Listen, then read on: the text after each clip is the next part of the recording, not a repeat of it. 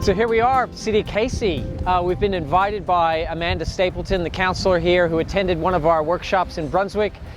She's invited us to come and address council. Really excited about this. They're asking for suggestions on how we can change regulations in Casey to make tiny houses more relevant here.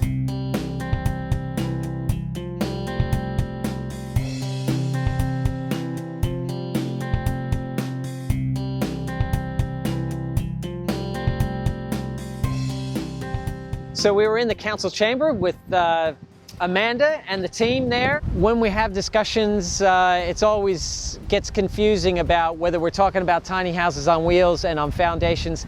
Councils always want to talk about on the foundations, and they leave the wheeled versions in the dust, you know, and they get all worried about the building code and stuff. But, you know, one of the main points I made to the council was this is not a building, it's not a house, it's been tested. I cited the cases that where councils have lost in tribunals and courts, and the easy, low-hanging fruit is to simply do a permitting process to allow tiny houses, caravan tiny houses, to be permitted to be lived in over a long period of time. And it's the low-hanging fruit. It would be easy to do. It's within their power. You don't have to go to some state regulator or change any law. They have the power to legislate local laws. They could do it tomorrow. I was impressed in Amanda's capacity to kind of push it forward.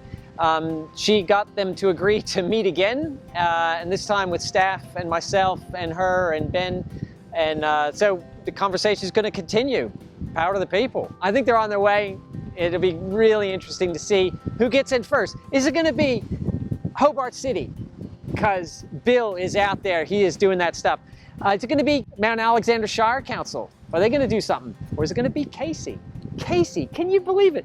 Look at this place. Would you have thought Casey was the place that tiny houses might take hold?